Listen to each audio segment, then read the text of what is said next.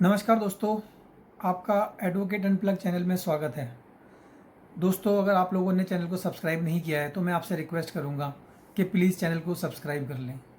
दोस्तों, पिछले वीडियो में हमने बात की थी एग्जीक्यूशन ऑफ डिग्री की, कि कौन सा कोर्ट जो है डिग्री को एग्जीक्यूट कर सकता है।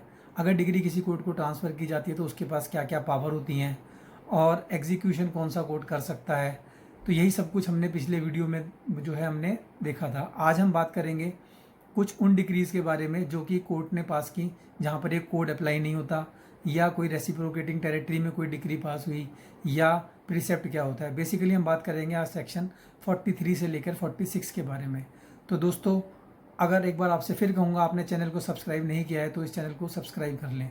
तो दोस्तों, सेक्शन 43 बात करता है उन डिक्री के बारे में जहाँ पर ये कोड जो है एक्सटेंड नहीं होता। बेसिकली अगर मान लो किसी जो कोड जो है एस्टेब्लिश किया है हमारी गवर्नमेंट ने, जैसे कि सपोज करिए पहले जम्मू कश्मीर स्टेट थी, वहाँ पर जो है कोड तो एस्टेब्लिश थे लेकिन वहाँ पर जो है सीपीसी एप्लीकेबल नहीं होता था। अब तो सीपीसी वहाँ एप्लीकेबल होने लगा। कई ऐसी जैसे ट्राइब्स हैं जहाँ पर ये कोड एक्सटेंड नहीं करता, तो अगर वहाँ की डिग्री जो पास होती है तो वह कैसे एग्जीक्यूट होगी। या किसी ऐसी कंट्री में जो है डिग्री पास होती है जहाँ पे कोड एक्सटेंड नहीं करता, तो डिग्री को कैसे एग्जीक्यूट किया जाएगा। तो उसमें एग्जीक्यूट करने के लिए सेक्शन 43 में कहा गया है कि कोई भी जगह जहाँ पर ये डिग्री अगर वहाँ पे नहीं एग्जीक्यूट हो सकती, तो ऐसा कोई भी कोड जहाँ पर एग्जीक्यूट हो सकती है तो वहाँ पर यह डिग्री एग्जीक्यूट हो जाएगी। दोस्तों, सेक्शन 44 बात करता है कि अगर मान लो कोई रेवेन्यू कोर्ट ने डिग्री पास की जो कि एग्जीक्यूट नहीं हो सकती है उस एरिया में जहाँ पर कोड एक्सटेंड नहीं करता। बेसिकली रेवेन्यू कोर्ट ने डिग्री पास की उस एरिया में जहाँ पर ये कोड एक्सटेंड नहीं करता, तो स्टेट गवर्नमेंट जो है गजट में नोटिफाई करेगी कहाँ पर वह जो है डिग्री को एग्जीक्यूट करा सकते हैं, तो उस स्टेट में वह डिग्री जो है एग्जीक्यूट हो जाएगी। बेसिकली एक बात का ध्यान रखें दोस्तों, कोई भी लॉ अगर पास होता है और अगर वो गैजेट में जब तक नोटिफाई नहीं होता तब तक वह लॉ जो है इम्प्लीमेंट नहीं होता है। तो इसमें भी यही है, स्टेट गवर्नमेंट जो है बताएगी या नोटिफाई करेगी कि इस जगह पे आप इस डिग्री को एग्जीक्यूट करा सकते हैं, तो रेवेन्यू कोर्ट की डिग्री वहाँ पर एग्जीक्यूट हो जाएगी। सेक्शन 44A बात करता है आपका रेसिप्रोकेटिंग एरिया जो है उसमें डिग्री कैसे पास होगी।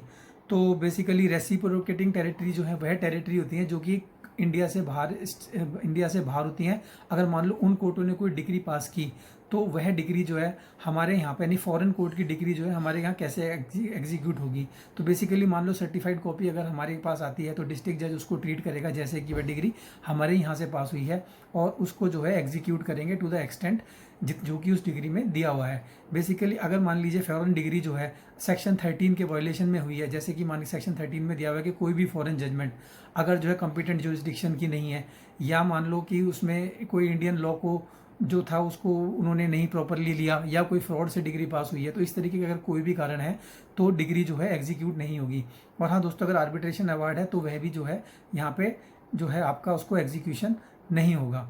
दोस्तों, यह है रेसिप्रोकेटिंग टेरिटरीज को लेके हो गया। सेक्शन 45 बात करता है execution of degree outside India, मतलब डिग्री जो है अगर मान लो पास की किसी कोर्ट ने जो कि इंडिया से बाहर है तो वह कैसे एग्जीक्यूट होगी। तो उसके लिए सेंट्रल गवर्नमेंट ने जो भी वहाँ पे एस्टेब्लिश किए कोर्ट्स वहाँ पर होगी और जो है स्टेट गवर्नमेंट जो है उसको नोटिफाई करेगी, तो वह डिग्री जो है वहाँ पर एग्जीक्यूट हो सकती है। मैं इसको सेक्शन को पढ़ देता हूँ। एग्जीक्यूशन डिग्री आउटसाइड इंडिया, यानी कि so much of the forgoing sections of this part as empowers a court to send a decree for execution to another court shall be constituted as empowering a court in any state to send a decree for execution to any court established by the authority of the central government। यानी कि कोई भी court जो है central government की authority से बना हुआ है outside India, to which state government has by notification in official gazette declared this section to apply, और जिसको जो है स्टेट गवर्नमेंट ने ऑफिशियल गजट में जो है नोटिफाई कर रखा है। मैंने आपको बताया था कि अगर नोटिफाई नहीं होगा तो कोई भी लॉ जो है वह मान्य नहीं होता है। तो अगर मान लो सेंट्रल गवर्नमेंट ने कोई कोर्ट एस्टेब्लिश किया है जिसके बारे में स्टेट गवर्नमेंट ने नोटिफाई किया हुआ है,